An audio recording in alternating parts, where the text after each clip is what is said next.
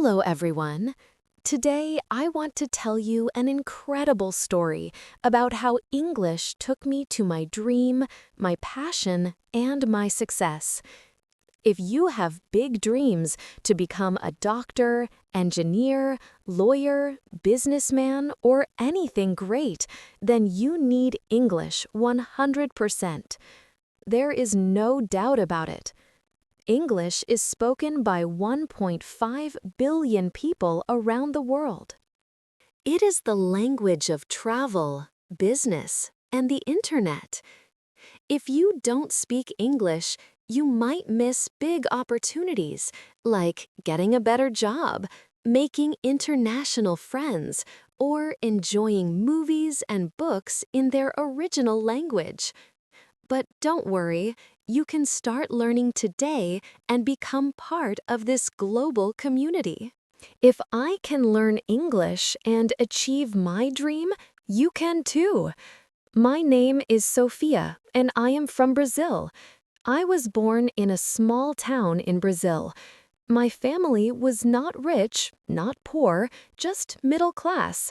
We had enough to live, but we couldn't afford luxuries. My parents worked very hard every day. My father was a taxi driver, and my mother was a school teacher. They always told me, education is the key to success.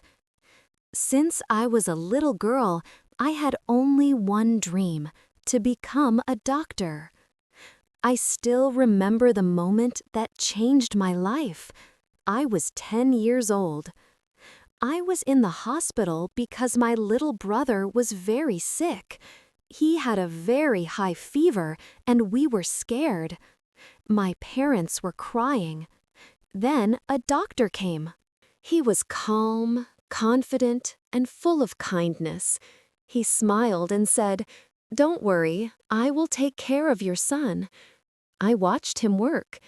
He checked my brother, gave him medicine, and spoke with so much knowledge.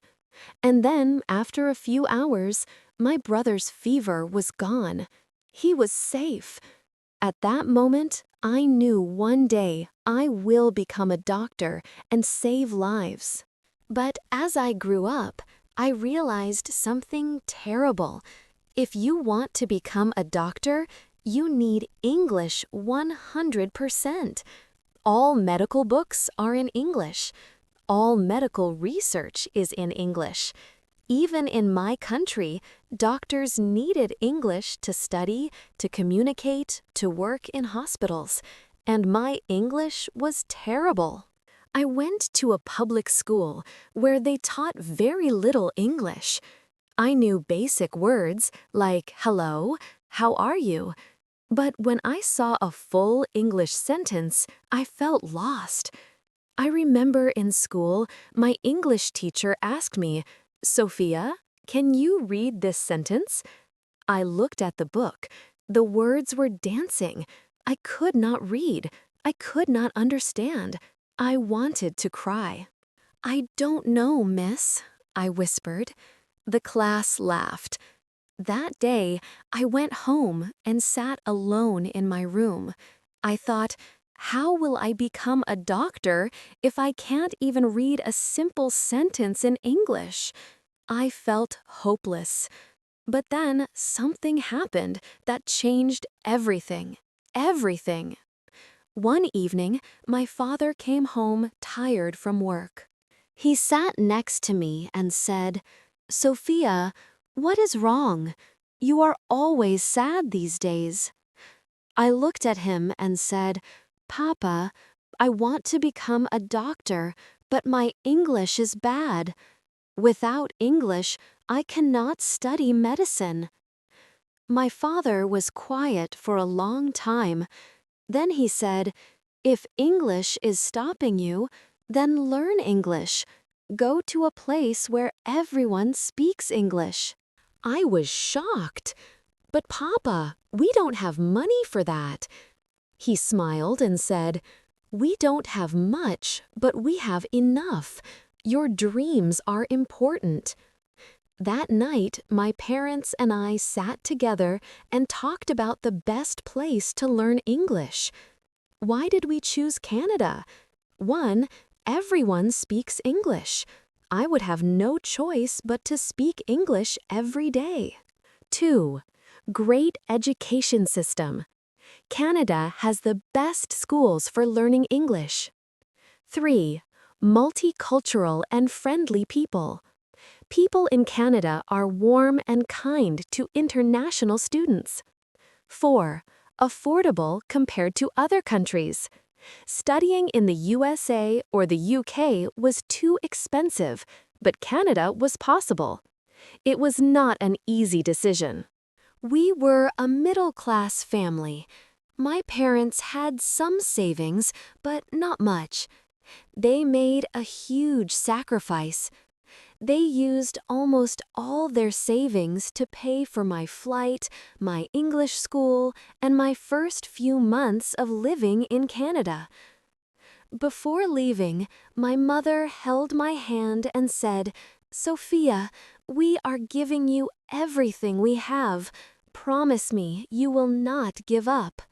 I had tears in my eyes. I hugged her and said, "I promise, Mama." And then, with one suitcase, a little money, and a big dream, I flew to Canada. The moment I landed in Toronto, Canada, I felt like an alien. The weather was freezing. In Brazil, it was always warm, but here my hands were like ice. The food was strange. I missed my mother's homemade Brazilian rice and beans. The people were nice, but they spoke so fast. And then, the biggest problem, English. At the airport, a man asked me, "Hey, do you need a taxi?" I panicked. I did not understand. I just smiled and said, "Yes." He said, "Where to?" I had no idea what he said. My brain stopped working. Finally, I showed him the address on my phone. That night, in my small rented room, I cried, "What am I doing here? I can't understand anything. How will I survive?" For the first time in my life, I felt completely alone. The next day, I went to my English language school. The teacher smiled and said, "Welcome, everyone. Let's introduce ourselves." When my turn came, I stood up. My hands were shaking. I said, "My name, Sophia. I from Brazil." I wanted to say more, but my mind was blank. My words were stuck in my throat. The teacher smiled, but I saw some students laughing. I sat down and felt humiliated. That night, I made a decision. No matter how hard it is, no matter how many mistakes I make, I will learn English. I made a plan. I promised myself I will do everything possible to become fluent. And that was the beginning of my English learning journey. I still remember my first few weeks in Canada. It was like stepping into a new world, exciting, but also terrifying. Everything was different. In my country, I understood everything. Here, I felt like a baby learning how to speak. Before I tell you how I improved my English, let me tell you about the strangest things I noticed in Canada. No school uniforms. In Brazil, students wore uniforms, but in Canada, children wore anything they wanted. Some wore pajamas to school, and nobody cared. People don't touch much. In my country, we hug, kiss on the cheek, and stand close. But in Canada, people like personal space. If you hug someone without asking, they feel uncomfortable. Weather changes in seconds. 1 minute, it's sunny. The next, it's raining or even snowing. Self-checkout in stores. In many supermarkets, there was no cashier. People scanned and paid for their own groceries. People say sorry for everything. Even if you step on their foot, they say sorry. I found that so funny. Food portions are huge. I once ordered a small meal at a restaurant, and it was like food for 3 people. But the biggest shock was the English. People spoke so fast and used slang I had never heard before. In school, I learned proper English, but in real life, people said things like, "Wanna grab a coffee? Wanna get a coffee? I'm down for that. I agree. That's so lit." That's amazing. I felt like I had never studied English in my life. The second day in my English class, I was so nervous. The teacher gave us a simple writing task. I was excited. I can do this, I thought. But when she returned my paper, it was full of red marks. She said, "Sophia, your writing is good, but your sentence structure needs work. You think in Portuguese and translate to English. That's why it sounds strange." I felt frustrated. Speaking was even worse. The teacher asked me a question, and I knew the answer in my head, but when I opened my mouth, nothing came out. I felt like crying. Will I ever speak English fluently? I refused to stay weak in English. I knew that if I didn't improve, my dream of becoming a doctor would die. So I made a plan. The headphone trick, talking to myself in public. One of my biggest problems was speaking. I was too shy and afraid of making mistakes. So I found a solution. I put on headphones and walked around the city pretending I was on a phone call. But I was actually talking to myself in English. I described everything around me. I am walking on the street. The sky is blue. That woman is wearing a red coat. Now I am entering a cafe. I will order a coffee. This helped me think in English and practice without fear. B. The 3 new words rule.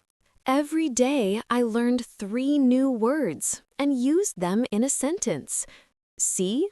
No more subtitles. At first, I watched movies in English with subtitles, but then I realized something. I was reading, not listening. So I turned off subtitles and forced myself to understand. It was hard at first, but soon I started catching common words and phrases.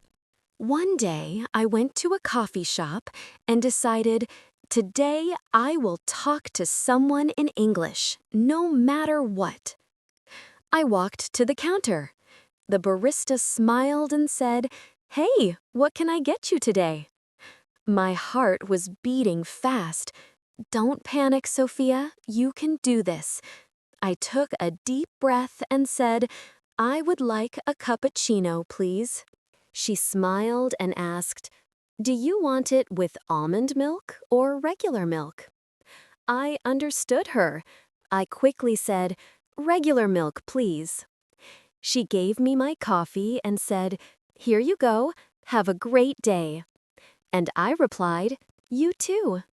It was a small conversation, but I felt like I had won a gold medal that day. I realized something important. English is not about being perfect, it's about being confident. Learning English was one challenge, but surviving in Canada was another. Canada is expensive. Here's what I spent each month. Rent for a small room, $800, $100. I lived with a roommate to save money. Groceries, $250. I learned to cook at home to save money. Transportation, $120. A bus pass in Toronto. Phone bill, $50. English classes, $500 per month. I worked part-time in a small cafe to pay my bills. It was tough. I woke up at 6 a.m., went to school, worked in the cafe, came home tired, and still studied English at night. I missed my family. I missed home. But every time I felt like giving up, I remembered my parents' sacrifice. I could not fail. The biggest turning point was when I stopped translating in my head. At first, my brain always did this. I hear a sentence in English, I translate it into Portuguese in my head, I think of an answer in Portuguese, then I translate it back into English. This took forever. But after 4 months of daily English exposure, something amazing happened. One day, I was in a grocery store. The cashier asked, "Do you need a bag?" And without thinking, I said, "No, I have one, thanks." For the first time, my brain didn't translate. I realized I was finally thinking in English. If you are struggling with English, here is my advice. 1. Speak every day, even if you are alone. Use the headphone trick like I did. 2. Stop translating in your head. Start thinking in English. 3. Talk to native speakers, even if it's scary. 4. Surround yourself with English. Change your phone, movies, and music to English. 5. Don't be afraid of mistakes. Mistakes help you grow. And most importantly, never give up. I still remember the day everything changed for me, the day I realized, wow, I can actually speak English. But before I tell you that story, let me take you deeper into my life in Canada, the struggles, the weirdest things, and how I finally started speaking English like a native. I had been in Canada for 6 months, and my English was improving. I could understand people better. I could order food without feeling scared. I could even talk to my classmates. But I still had one big problem. I was terrified of talking to native speakers. Why? Because they spoke too fast, used too much slang, and I always felt stupid when I didn't understand something. I avoided conversations. If someone asked me something, I would just say yes or, haha, yeah, even if I had no idea what they said. But I knew if I wanted to be fluent, I had to face this fear. So I made a crazy decision. One morning, I walked into my favorite coffee shop. I told myself, Sophia, today you are going to have a real conversation with a native speaker. No running away. I stood in line, nervous. Then a girl next to me smiled and said, "Ugh, this line is so long, right?" I froze. This was it, my moment. I took a deep breath and said, "Yeah, it's really long." Then she said, "I come here every morning and it's always like this." My brain started panicking. What do I say? But instead of overthinking, I just said, "Oh, really? I just moved here, so I don't know." She smiled and said, "Oh, cool. Where are you from?" And just like that, we had a conversation for the first time. I wasn't translating in my head. I wasn't scared. I just talked. After that day, something clicked in my brain. I realized I can actually do this. That moment gave me confidence, and confidence was the missing key. Now that I was confident, I wanted to take my English to the next level. I didn't want to just speak English. I wanted to sound like a native speaker. So I started doing something crazy, the shadowing method. I started copying everything I heard. Whenever I watched a TV show, I paused, repeated the sentence exactly like the actor, and tried to match their accent. Example, I hear the sentence, "Oh my God, that's insane." I pause and say it exactly the same way. Oh my God, that's insane. Copying the tone, speed, and emotion. I did this for hours every day. At first, it felt weird, but after 1 month, my pronunciation improved so much. I also started keeping a notebook of my English mistakes. Every time I made a mistake, I wrote it down and corrected it. Example, I agree with you. I agree with you. By reviewing my mistakes every day, I stopped repeating them. This was the hardest step for me, but I forced myself to make Canadian friends because I knew that was the fastest way to improve. Here's what I did. 1. I joined local events. I went to free meetups for international students. 2. I used conversation exchange apps. I found Canadians who wanted to learn my language, so we did a language exchange. 3. I talked to my coworkers. I stopped being shy and started chatting with them more. And guess what? The more I talked to real Canadians, the more natural my English became. Even though my English was improving, life was still hard. I was always tired. Studying English, working part-time, and cooking my own food was exhausting. I missed my family. I couldn't visit home because flights were too expensive. I struggled with money. Even after 6 months, I still felt broke all the time. One day, I had only $5 left in my bank account. I sat in my tiny room and cried, "Why is this so hard? Am I making a mistake? Should I just go back home?" But then I remembered why I was here. I didn't come all this way just to give up. So I wiped my tears and said, "No, I will make this work." And I did. I want you to imagine something. Imagine waking up every morning in a beautiful apartment, looking at the city skyline, drinking coffee and thinking, "I made it. I did it. I became the person I always dreamed of. That's my life now."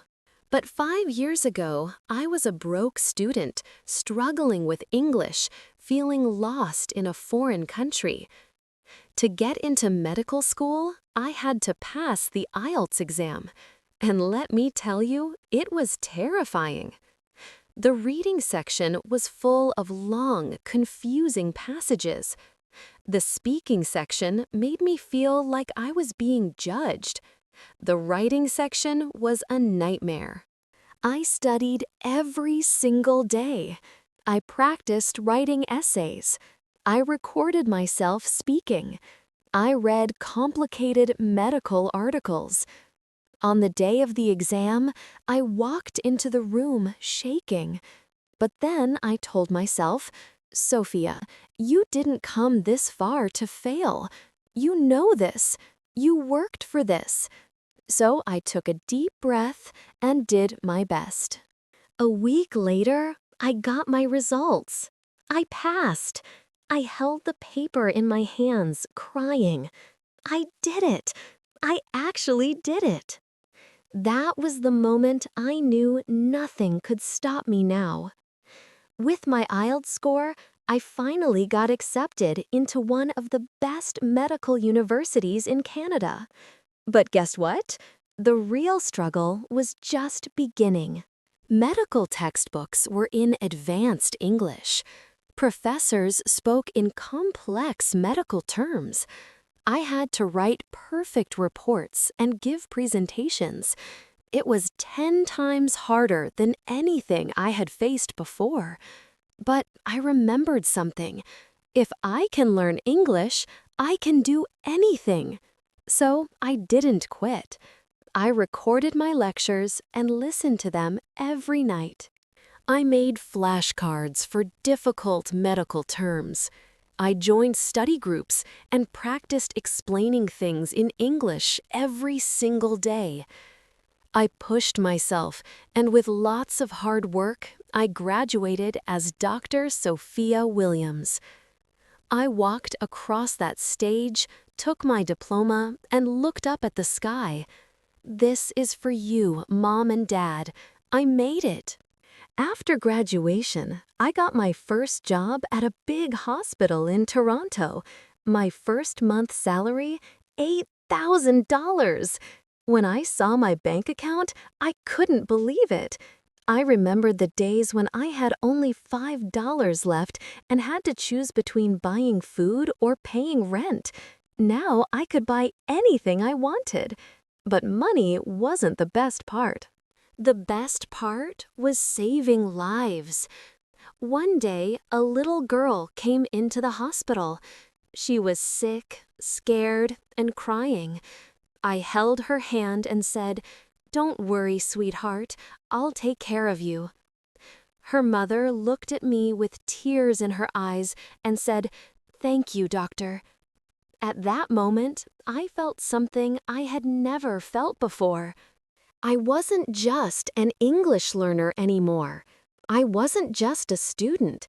I was a doctor, and I had earned this. Now, listen to me carefully. I know many people say, "Accept yourself as you are." I disagree. You should never accept being weak. You should never accept being average. You must change yourself. Not for society, not for your friends, not for your family. Change yourself for you. Because let me tell you something, nobody is coming to save you. Not your parents, not your teachers, not your boyfriend or girlfriend. Only you can change your life. When I was struggling, I could have made excuses. English is too hard. I don't have enough money. I'm not smart enough. But I didn't. I looked in the mirror and said, "Sophia, stop making excuses. It's time to work." And that's exactly what I did. If you're still here, it means you want more from life. So let me give you the real truth. Learn English like your life depends on it, because it does. If you want a great career, you need English. Stop being lazy. Get up. Open a book. Watch English videos. Do the work. Put yourself in uncomfortable situations. Talk to strangers. Make mistakes. Embarrass yourself. That's how you grow. Today, I live in a beautiful apartment in downtown Toronto. I wake up every morning feeling proud of myself. I drive my dream car. I travel to different countries. I help my parents financially. And most importantly, I love my life. But remember, I wasn't born lucky. I created this life by working for it, and you can too. If you're watching this video, you have two choices. 1. Close this video and do nothing. Stay the same. Keep making excuses. Keep dreaming, but never acting. 2. Start working on yourself right now. Learn English every day. Improve yourself. Change your life. The choice is yours. If you choose the second option, then subscribe to English with Rambo. Like this video, and let's start your journey today. Because trust me, when you become the best version of yourself, it feels like the world is in your hands. Now go change your life.